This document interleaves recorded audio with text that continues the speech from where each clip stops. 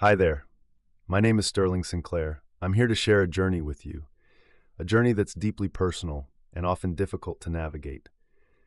You see, I've spent many nights seeking intimate connections, craving the closeness and the warmth of another person. Sometimes it feels like it's the only way I can truly feel alive. But lately, I've started to wonder, is it possible that my search for intimacy is more than just a desire? Could it be that I'm addicted to these interactions, constantly seeking something to fill a void I don't fully understand? Tonight, as I sit here sharing this with you, I can't help but ask myself and you a question. When does the pursuit of intimacy become an addiction? And how do we know if we've crossed that line?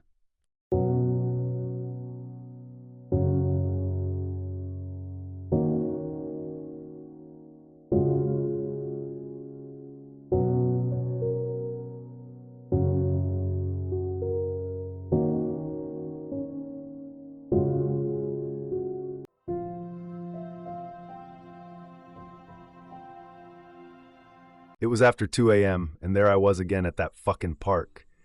It was the third time that week. I wasn't even sure why I went there because it's dark, it's dangerous with seedy characters lurking around. Call it a lure. I was lured there every time by some kind of magnet or something. I hated my job, and leaving there stressed was a regular thing for me. And so most times, after being there, I needed a release. No, not a relief. I needed a release. I've never really been a bar kind of guy, so I wasn't going there. Plus, those guys only make promises of love, and I just wasn't in the mood for empty promises when I wanted the real thing.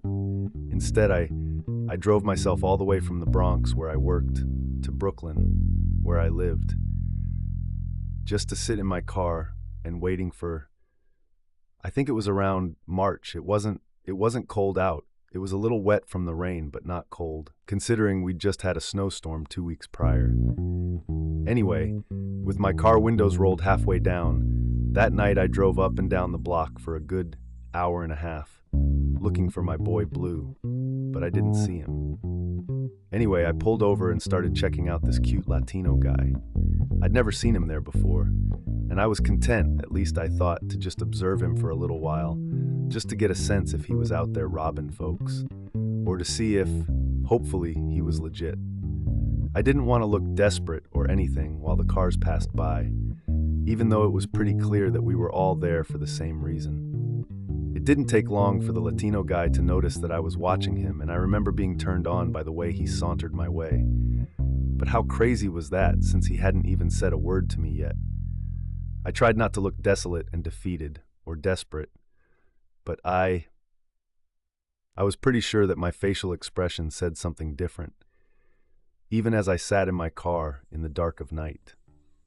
So I watched him make his way over to me, slowly, and I just thought that whatever he was selling, I was buying, because I had had a hell of a night at that detention center where I worked.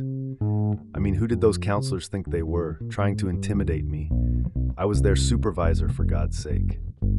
We were supposed to conduct ourselves as professionals, and this fucking bastard, my subordinate, literally threatened me in front of the juvenile delinquents. I wanted to get out of that building so bad that night that I didn't even bother writing him up. I just thought that I'd do it when I returned to work after my days off. Anyway, the cute Latino guy had reached my car. He peeked his head into my partially opened car window, and instantly I was drawn to the scent of him, that musky, masculine, sweet scent of him. For safety reasons, I wanted to tell him to back up a bit, but he was adorable, and I was melting as soon as I noticed his piercing dark eyes. I was like butter, even as I tried to conceal my grin. He said, "Hey, Pa, what you out here doing?" As if he didn't know. Now, I like slim guys, and he was short, slim, and very handsome. I mean, his hair was a bit disheveled, and he looked a little tired, but he was indeed the picture-perfect specimen to catch for my web of intimate play. So I said, "You know what I'm doing out here?" And he smiled. And it was at that moment that I knew that he was the one I wanted. And even though the jeans he was wearing were too big and not as flattering as a pair of tighter jeans, I still imagined our connection would be explosive.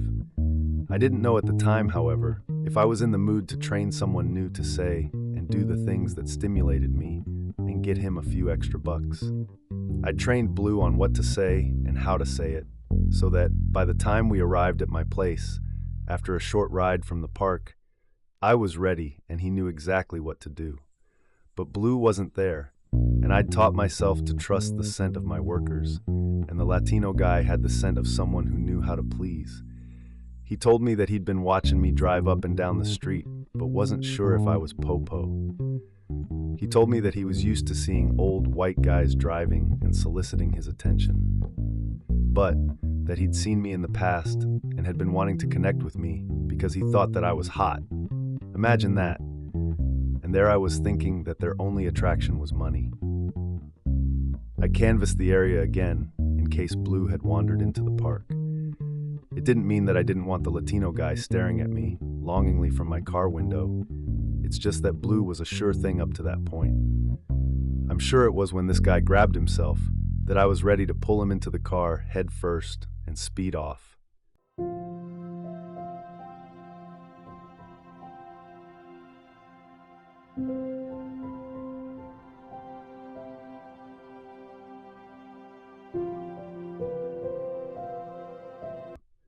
Want to hear the extended adult version of this story?